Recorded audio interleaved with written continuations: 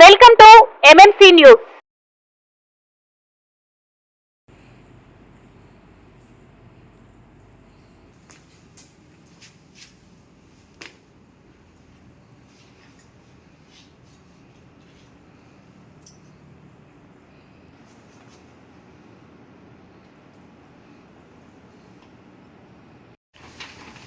ఈ నెల 22వ తారీఖున కడప నగరంలో 10 జిల్లాల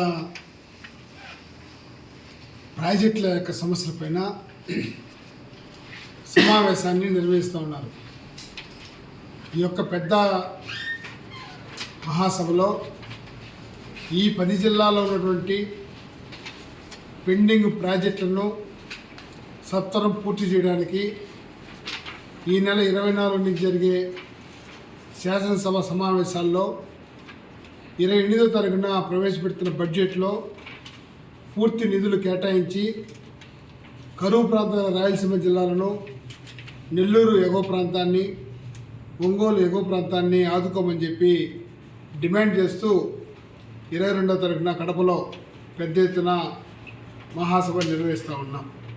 అందులో భాగంగా ఈరోజు నెల్లూరు, ఒకనాడు చిత్తూరు, ఇప్పుడు మళ్ళా తిరుపతి జిల్లా అయింది. అయినా రాపూరు కూడా నెల్లూరు జిల్లాలో ఉంది.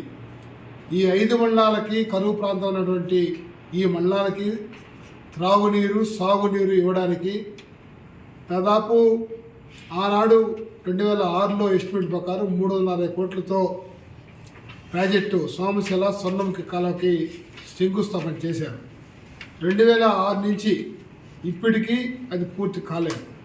అంటే 19 సంవత్సరాలు పూర్తిగా వస్తూ ఉన్నా ఇప్పటి వరకు పాలకులు దాన్ని పూర్తిగా నిర్లక్ష్య వైఖరి వాదించడం వల్ల ఈ ప్రాంతం కరువుగా మిగిలిపోతా ఉంది. ఈరోజు తెలుగంగా నీళ్లు నుంచి సోమశిలకి వస్తున్నటువంటి నీళ్లు ఆ కాలువ ద్వారా స్వర్ణముఖిలో కలపాలని ప్రతిపాదన పెట్టిన దానికి ధన్యవాదాలు. కానీ ఆ కాలువ పూర్తి చేస్తే 77,000 ఎకరాలకు నీళ్లు వస్తాయి. అదనంగా 12,000 ఎకరాలు కూడా నీళ్లు వచ్చే అవకాశం ఉంది. అంటే టోటల్గా 89,000-90,000 ఎకరాలు నీళ్లు వస్తాయి. అలాగే 135 గ్రామాల యొక్క చెరువులు నింపడానికి అవకాశం ఉంటుంది. 2.5 లక్షల జనాభాకి త్రాగునీరు ఇవ్వడానికి అవకాశం ఉంటుంది. అటువంటి మంచి ప్రాజెక్టుని నిర్లక్ష్యం వహించడం వల్ల ఈ ప్రాంతం కరువుకి నిరంతరం గురవుతూ ఉంది.